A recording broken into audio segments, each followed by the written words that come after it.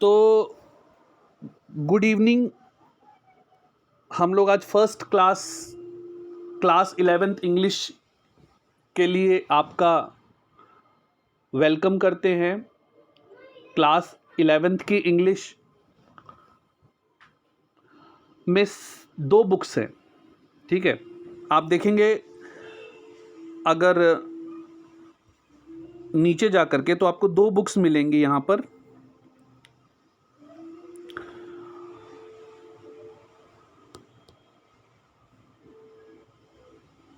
एक होती है स्नैपशॉट, एक होता है हॉर्नबिल।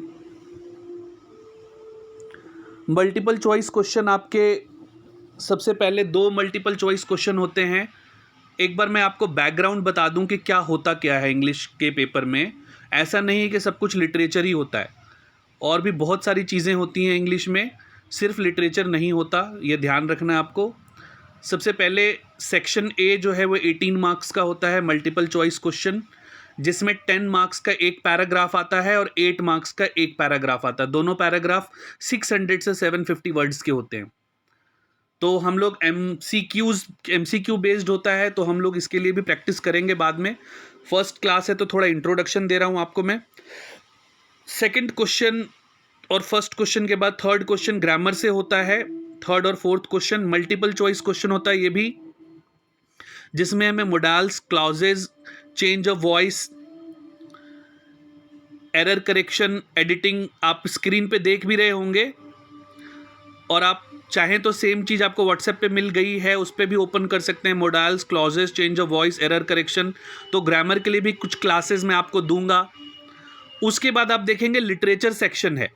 लिटरेचर सेक्शन में आप देखेंगे 14 मार्क्स का लिटरेचर है, अगेन एमसीक्यू, जिसमें एक्सट्रैक्ट बेस्ड क्वेश्चन होते हैं।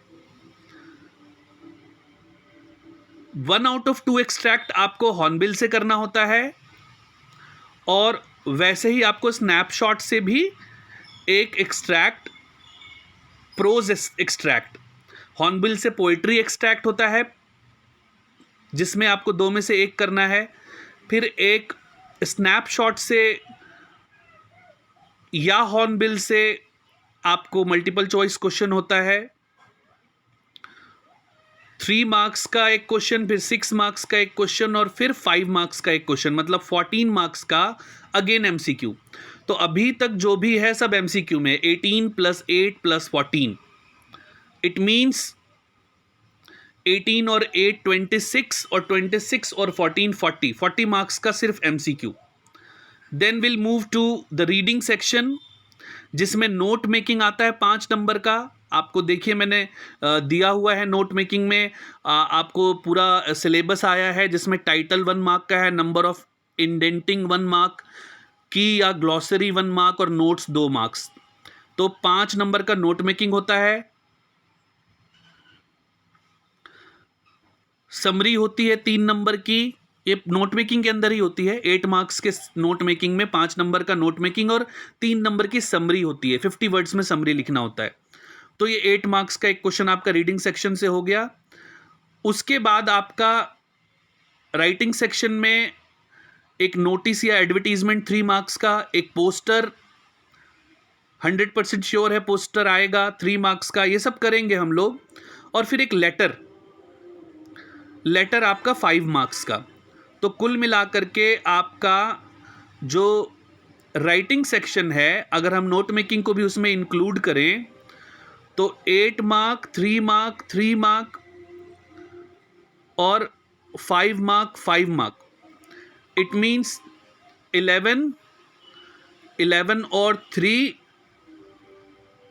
14, 14 और 5 19, 19 और 5 24, और फिर 16 मार्क्स की लिटरेचर। मतलब लिटरेचर 2 पार्ट्स में आएगी। एक पार्ट लिटरेचर का ऊपर होगा, जिसमें सिर्फ एमसीक्यूज होंगे। एक पार्ट लिटरेचर का सिर्फ एमसीक्यूज होंगे, जो कि 14 मार्क का होगा, और फिर 16 मार्क का नीचे लिटरेचर, मतलब कि लिटरेचर 30 मार्क्स की होगी। तो हम क्या समझते हैं, वी ऑलवेज अज्यूम के English is all about literature, but this is not so. 80 में से सिर्फ 30 मार्क्स की लिटरेचर है, बाकी 50 मार्क्स के और भी बहुत सारी चीज़ें हैं। तो इसीलिए हमें ये भी ध्यान रखना पड़ेगा कि हम टाइम टू टाइम अपनी नोटिस है, पोस्टर है, ग्रामर भी 8 मार्क्स की है, ये सब चीज़ें भी करें। तो ये सब चीज़ें मैं आपको कराऊंगा। फ़िलहाल आपको बता दूं 2 प्रेस्क्राइब्ड बुक है, हॉर्नबिल और स्नैपशॉट। अगर नहीं मिल रहा अभी तो कोई प्रॉब्लम नहीं है, मैं आपको PDF भेजता रहूँगा और फिर हम लोग इसको करते रहेंगे। और ज़्यादा टाइम ना ख़राब करते हुए मैं चैप्टर पे आ रहा हूँ। आप भी चैप्टर ओपन कर लीजिए। आज हम लोग एक चैप्टर शुरू करने वाले हैं, the portrait of a lady. The portrait of a lady. 5 minute की डिस्क्रिप्शन आपको दे दी मैंने सिलेबस की, आप फिर डिटेल से देख लीजिएगा। उसके बाद मैं आपको चैप्टर पे ला रहा हूँ, the portrait of a lady. और the portrait of a lady के लिए आप लोग ओपन कर लेंगे, व्हाट्सएप पर ओपन कर लेंगे पोर्ट्रेट ऑफ अ लेडी।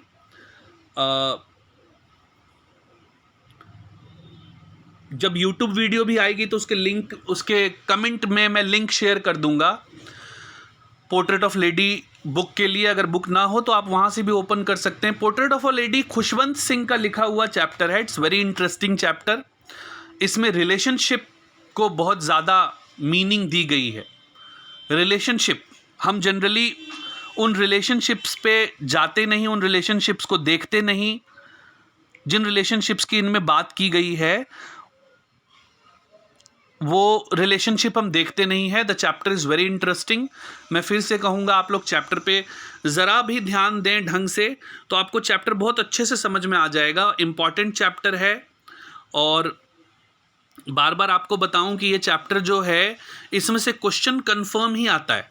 ऐसा हो ही नहीं सकता कि चैप्टर में से क्वेश्चन ना आए। चैप्टर में से क्वेश्चन ज़रूर आएगा। इसलिए मैं आपको बता दूं कि ये चैप्टर बहुत इंटरेस्टिंग है। ध्यान देंगे तो आपको चैप्टर समझ में आ जाएगा इजीली। तो सबसे पहले मैं बताऊं कि चैप्टर के राइटर हैं खुशवंत सिंह और इंडियन राइटर हैं। मज़ा आएगा चैप्टर में बहुत ज़्यादा। इंडियन राइटर हैं, बहुत अच्छे राइटर हैं। इनकी हालांकि डेथ हो चुकी है। बहुत ज़्यादा राइटर के बारे में नहीं बताऊंगा, आपके पेपर से रिलेटेड नहीं है। इनकी कई स्टोरीज़ आप पढ़ेंगे तो आपको इंटरेस्टिंग लगेगी। ज़्यादातर रिलेशनशिप पे लिखते हैं। सबके घर में दादी होती होगी या कुछ बच्चों ने देखा भी होगा, कुछ बच्चों ने नहीं भी देखा होगा दादी को। तो सबके घर में दादी होती है। ऐसे ही खुशवंत सिंह के घर में दादी थी ही नहीं, दादी बहुत ज़्यादा इम्पॉर्टेंट थी क्योंकि स्टार्टिंग में खुशवंत सिंह के माता पिता चले गए थे रहने शहर और खुशवंत सिंह जो हैं वो अपनी दादी के साथ गांव में रहते थे। मम्मी पापा दोनों जॉब करने शहर चले गए थे और Khushwant Singh used to live with grandmother to his village, into his village. My grandmother, like everybody's grandmother, was an old woman. She had been old and wrinkled for the 20 years that I had known her. दादी जो है वो बूढ़ी थी। She was old and wrinkled. Wrinkled का मतलब झुर्रियाँ होती है, आप जानते हैं। तो दादी ऐसी ही होती है। मेरी भी दादी, मेरी भी नानी अभी ज़िंदा है। I am already 35। मेरी नानी ज़िंदा है अभी। She is 100+। और मैंने भी जब से देखा है तो मेरी नानी वैसी ही है। तो यहाँ पर दादी की बात हो रही है। दादी जो है वो, दादी बड़ा ही इंटरेस्टिंग कैरेक्टर है ये दादी। और रिंकल्ड है। 20 साल से, जब से दादी को खुशवंत सिंह जानते हैं वो वैसी ही है, बिल्कुल बदली नहीं है। People said that she had once been young and pretty and had even had a husband. लोग, ऐसा लग रहा है जैसे कि कोई बहुत बड़ी बात हो गई, कोई बड़ा ही इंटरेस्टिंग बात हो गया कि she even had a husband. But that was hard to believe. My grandfather's portrait hung above the mantelpiece in the drawing room. He wore a big turban and loose-fitting clothes. लोग कहते हैं कि दादी के एक हस्बैंड भी हुआ करता था, मतलब इतनी बूढ़ी है कि इमेजिन कर पाना मुश्किल है कि उनके एक हस्बैंड होता था। लोग कहते हैं कि एक टाइम हस्बैंड भी था। मतलब ऐसा लग रहा है जैसे यहाँ पर एक आपको मतलब कोई बड़ी अलग बात हो गई। दादाजी की फोटो टंगी हुई है ड्राइंग रूम में, बड़ा सा टर्बन, लूज फिटिंग क्लोथ्स, ज़्यादातर दादा ऐसे ही होते हैं। White beard covered the best part of the chest and he looked at least 100 years old. 100 साल से भी बड़े लगते हैं और उनकी फोटो टंगी हुई है। देखने से ऐसा बिल्कुल नहीं लगता। He is not a kind of person, a sort of person who would have a wife or children. He looked as if he could only have lots and lots of grandchildren. बूढ़े हैं। Writer अपनी जो भी खुशवंत सिंह जी लिख रहे हैं तो उसमें एक इंटरेस्ट क्रिएट करने के लिए थोड़ा सा इनफॉर्मल एटीट्यूड का इस्तेमाल कर रहे हैं। As for my grandmother being young and pretty the thought was almost revolting. आप देखेंगे बुक में ये लाइन जो है वो डार्क से लिखा हुआ, थॉट वॉज ऑलमोस्ट रिवोल्टिंग, क्योंकि इसका एक मीनिंग है, इसका एक समझ है। The thought was almost revolting एक इंपॉर्टेंट लाइन है ये, कि मतलब ऐसा कहना अपने आप में एक अलग सी बात है कि दादी जो है वो एक टाइम पे यंग और प्रेटी रही होगी। रिवोल्ट का मतलब होता है विद्रोह। कोई अगर ऐसा बोल दे तो आपको उस पर गुस्सा आ जाए कि भैया हम तो 20 साल से देख रहे हैं, दादी तो वहीं की वहीं है, वैसी है। दादी कब जवान थी, कैसी बात कर रहे हो, तो मजाक कर रहे हो क्या हमसे। दादी अपने गेम्स के बारे में बचपन में जो खेला करती थी वो बताती थी। मैंने आपको पहले ही बैकग्राउंड बताया कि दादी जो है वो अपने घर में मतलब सिर्फ खुशवंत सिंह जी के साथ रहती हैं गांव में, और खुशवंत सिंह जी के माता पिता जो हैं वो शहर में रहते हैं। तो एक ये बात आप ध्यान में रख के चलिएगा कि गांव के घर में दादी और पोता अकेले। दादी एक्सट्रीमली बूढ़ी, पोता बेचारा बिल्कुल young. That seemed quite absurd and undignified on her part, and we treated it like the fables of the prophets she used to tell us. She had always been short and fat and slightly bent. Her face was crisscross of wrinkles running from everywhere to everywhere.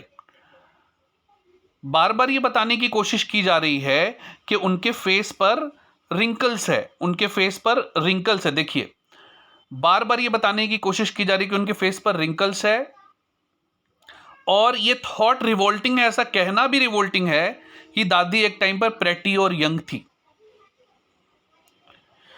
She had always been as we had known her, old, so terribly old that she could not have grown older. बार बार इस बात पे stress डाल रहे हैं कि दादी बहुत ज्यादा बूढ़ी है। आपके जो 2 मार्क क्वेश्चन होगा उसमें पूछ सकते हैं कि how can you say that the grandmother was terribly old. Use some examples from the textbook. मतलब तो हम ये सब लाइन यहां से उठा सकते हैं। And it stayed at the same age for 20 years। 20 साल से खुशवंत सिंह जी देख रहे हैं, दादी वहीं की वहीं है। She could never have been pretty but she was always beautiful. अब देखिए ये लाइन बड़ा इंटरेस्टिंग लाइन है कि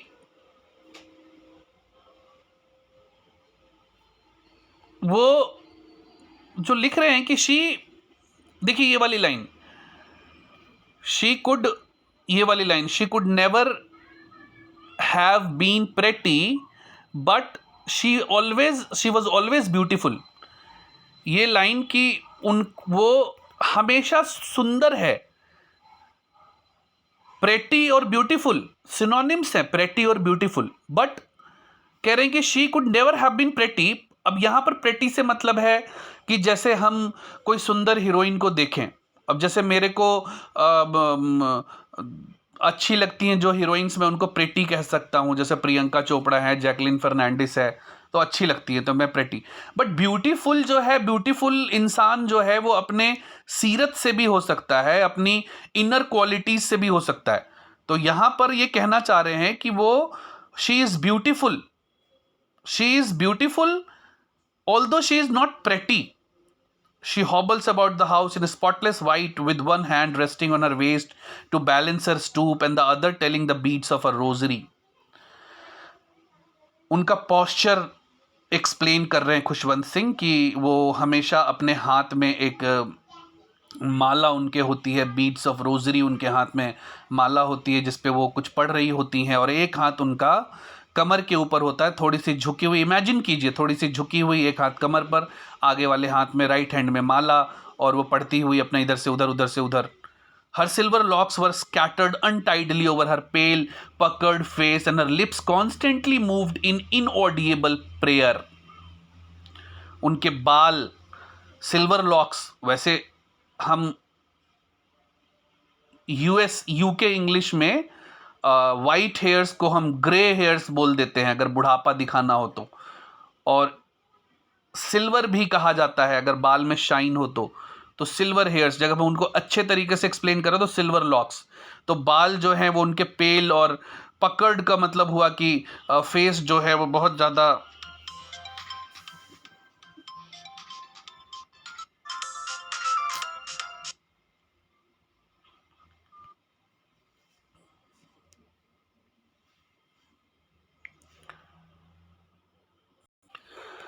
तो मैं बता रहा था आपको कि फेस उनका pale, puckered and her lips constantly moved in inaudible prayer.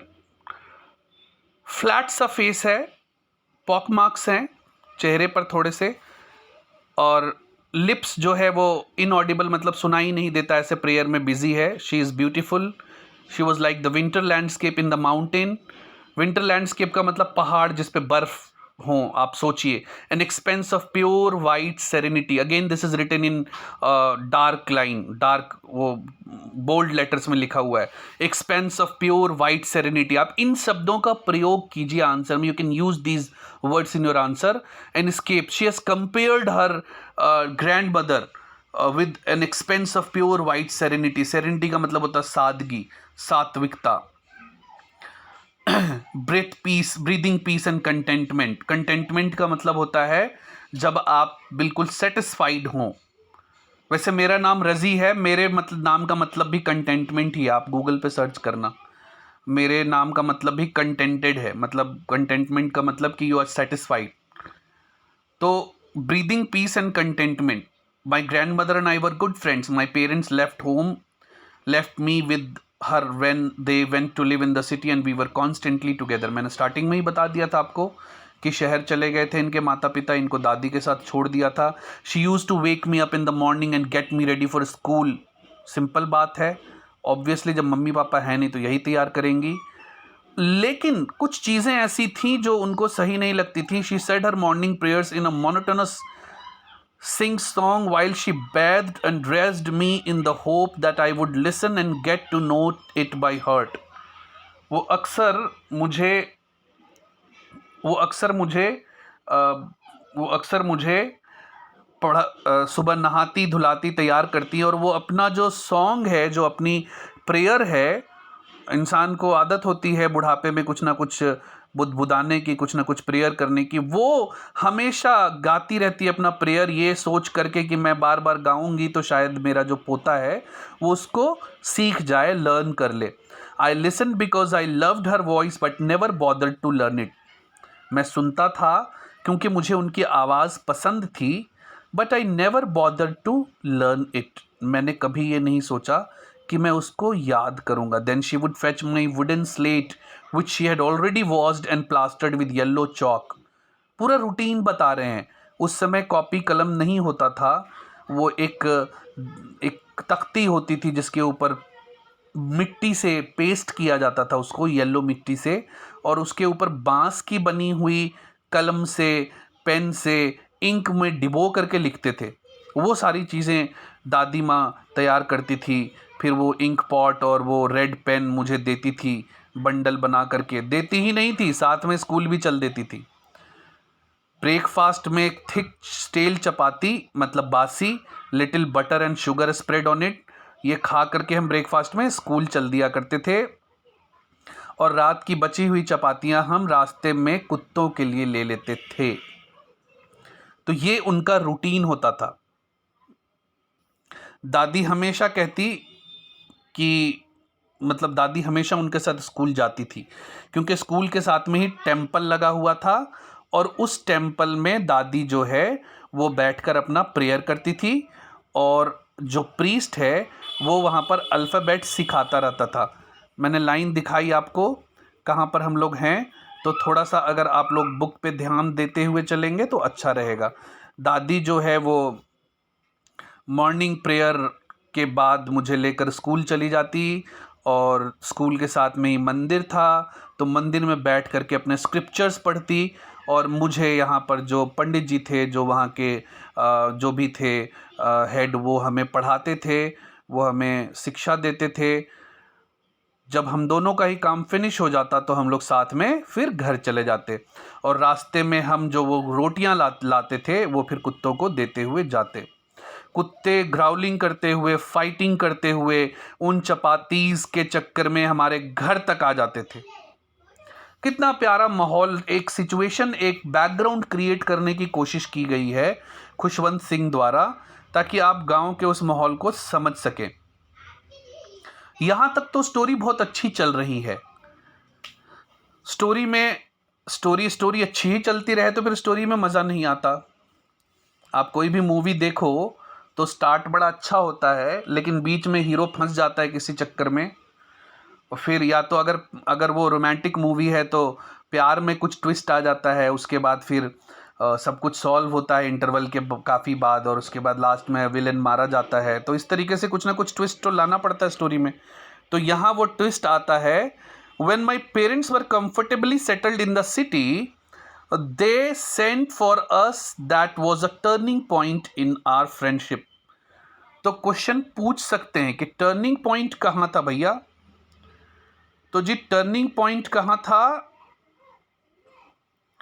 Turning point था जब मम्मी पापा सेटल हो गए बढ़िया से शहर में, तो उन्होंने बुलवा भेजा, जाओ चलो भैया अब वहाँ रहेंगे, शहर में रहेंगे।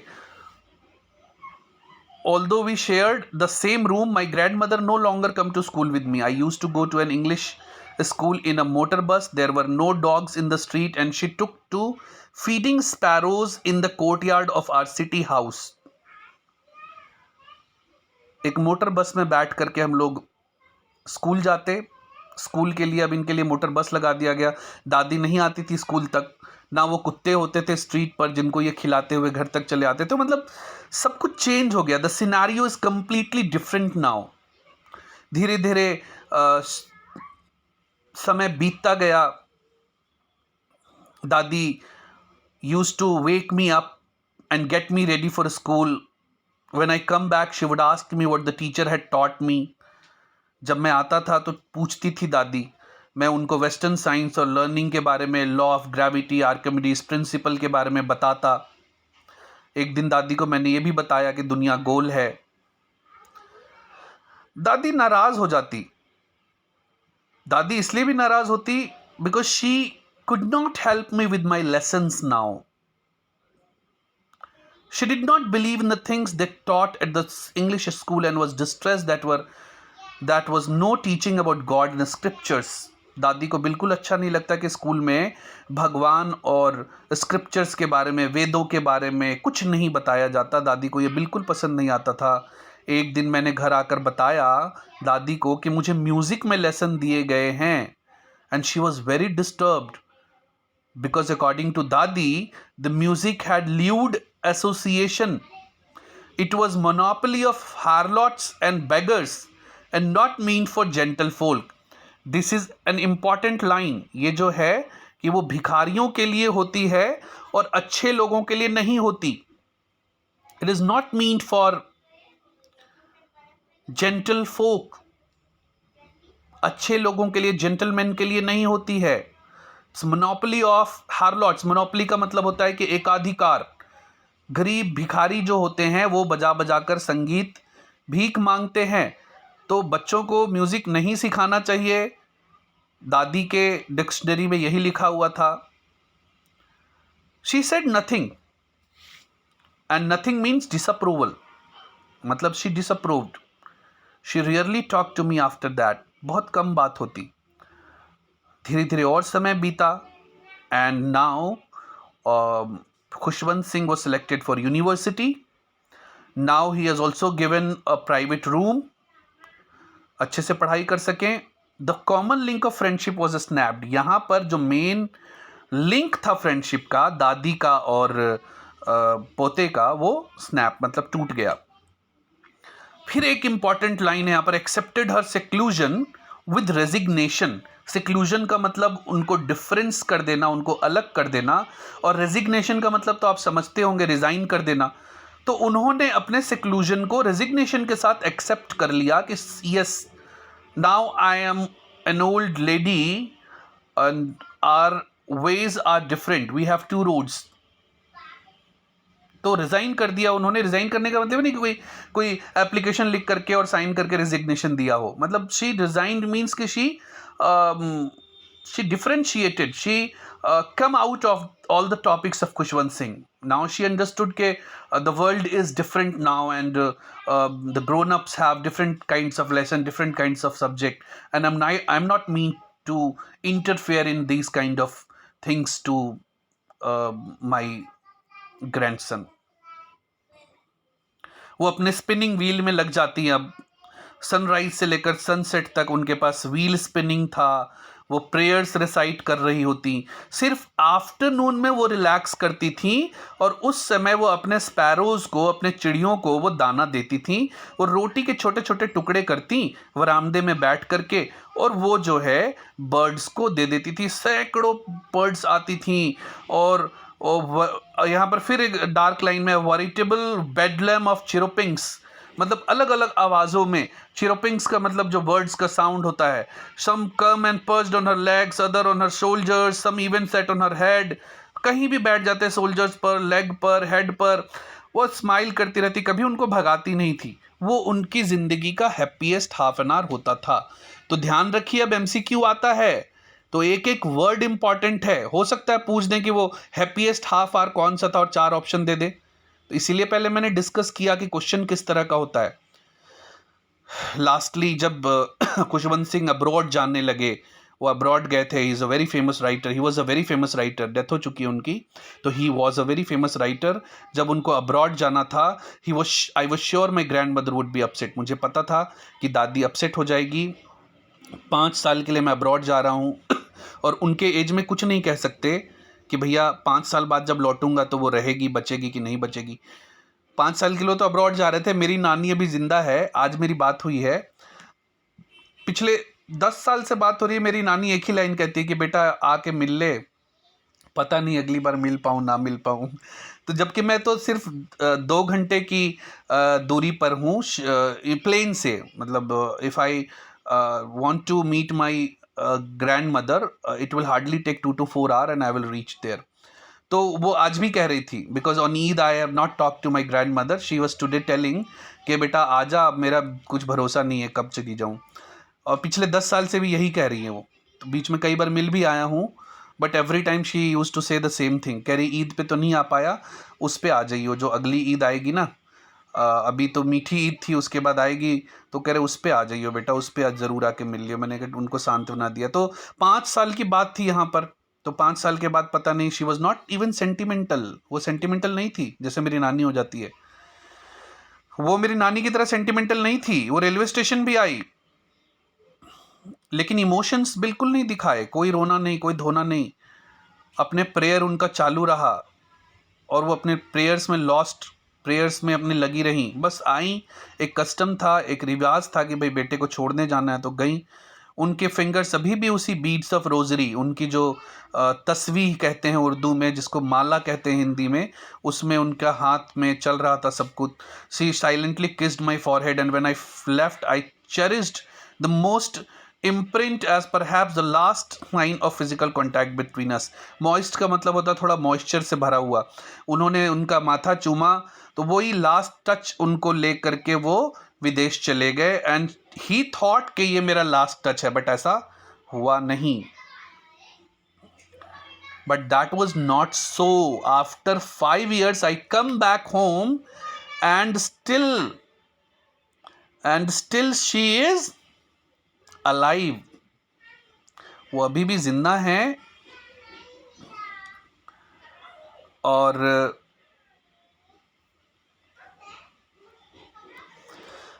वो स्टेशन लेने भी आई, जिंदा थी। अभी भी उनके पास शब्दों के लिए समय नहीं था। She still busy in her rosary. उन्होंने गले लगाया। She clasped me in her arms. I could hear her reciting her prayers. वो अभी भी अपने प्रेयर्स पढ़ रही थी। Even on the first day of my arrival her happiest moment were with her sparrow whom she fed longer and with frivolous rebukes। वो अपनी सबसे इंटरेस्टिंग, सबसे ज़्यादा जो पसंदीदा टाइम है उनका, वही टाइम, वही अपने बर्ड्स के साथ। लेकिन शाम में अचानक से उनके ऊपर एक चेंज आया। उस दिन उन्होंने प्रार्थना नहीं की। शायद ज़्यादा खुशी थी या शायद अंत नज़दीक था। उन्होंने अपने आस पड़ोस की औरतों को बुलाया and she took an old drum and started to sing. The sagging skins of the dilapidated drum. वो डम डम जिसमें से आवाज़ आती है, उसको खींचे हुए स्किन को डिलेपिडेटेड कहते हैं। तो डिलेपिडेटेड ड्रम को लेकर वो स्किन के ऊपर बजाना, और वो बजा रही हैं ढोलक पे, कुछ गाने गा रही थी, homecoming of warriors type. We persuaded her to stop to avoid overstraining. इतनी खुशी हमने कभी देखी ही नहीं थी। और दादी को तो 20 साल में मैंने कभी देखा ही नहीं कि दादी प्रेयर को छोड़कर कुछ और करती हो।